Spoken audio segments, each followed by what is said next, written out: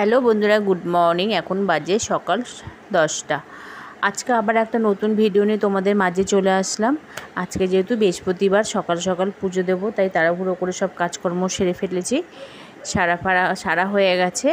এখন ঠাকুরের বাসনকোসনগুলো মেজে নিয়ে চলে এসেছি, আর এখানে সব সাজিয়ে গুছিয়ে নিচ্ছি, কেন বৃহস্পতিবার যেহেতু একটু টাইম লাগবে পুজো দিতে, তাই না?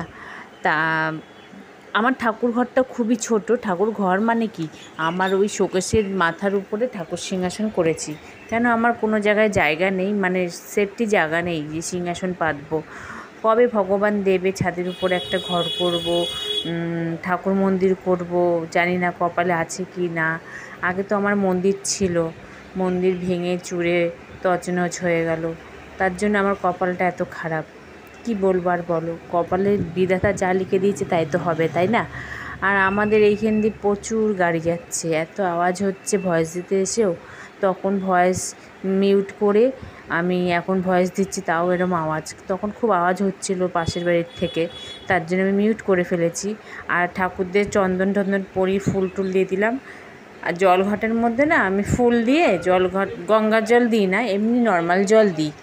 তা যাই হোক, এখানে বাটাগুলো সাজিয়ে ঠাকুরকে দিয়ে দিলাম গেলাস বাটা। আর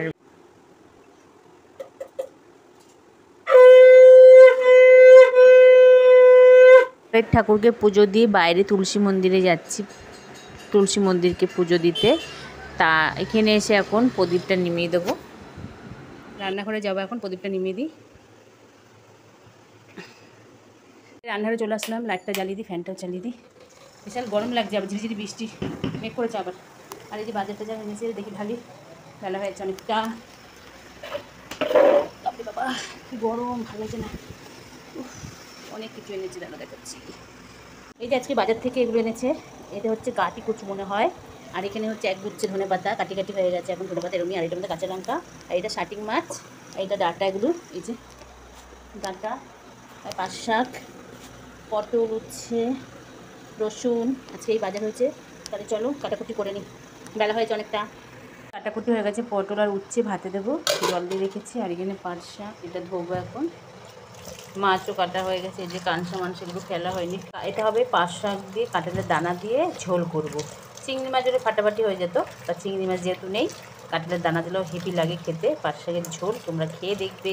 পাঁচ শাক ঝোলে জলের মধ্যে দেবে, শাক দেবে, আর কাঁঠালের দানা দিয়ে ভালো করে ফুটাবে লবণ দিয়ে, আর লঙ্কা ফেলে তো দেবেই, যে যেরকম ঝাল খাও।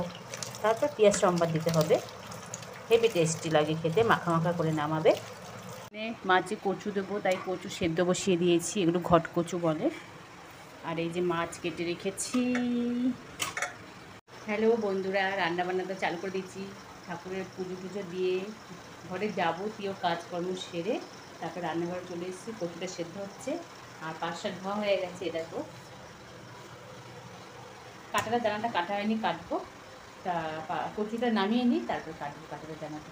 তাহলে চলো দেখতে থাকো। আর ভিডিওটা আমি আজকে থেকেই চালু করলাম। রান্না হয়ে গেছে মাছের ঝোল কচু দিয়ে, আর এখানে হচ্ছে পাঁচ শাকের ঝোল কাঁঠালের দানা দিয়ে, আর এখানে হচ্ছে ভাতটা মাছটাই বসাই। ভাতটা জাল দিয়ে তারপরে নামিয়ে রেখেছিলাম, নামিয়ে মাছটা করলাম। আর কি রান্না হয়ে গেল, খাওয়া দাওয়া, শোয়া। পটল আর উচ্ছে ভাতে দিয়েছি এর মধ্যে। তো যাই হোক, মাছ টাছগুলো হয়ে গেলো, ঢাকা দিয়ে রাখি। ঢাকা দিয়ে ঝুড়ি দিয়ে আগে ঢাকা দিই, তারপরে উপরে এটা দিয়ে ঢাকা দিই। আরে বেশি কিছু করিনি, অনেক তরকারি আছে, তাও করলাম না। তাহলে খেয়ে নিই, ভিডিওটা এখানেই রাখছি, আর বড় করছি না বেশি। টাটা আজকের মতন। সকাল না, ওই তখন কটা বাজে, 11টা থেকে শুরু করেছি, এখন শেষ করে দিলাম। তাহলে টাটা, তোমরা ভালো থেকো, সুস্থ থেকো। আমি শুয়ে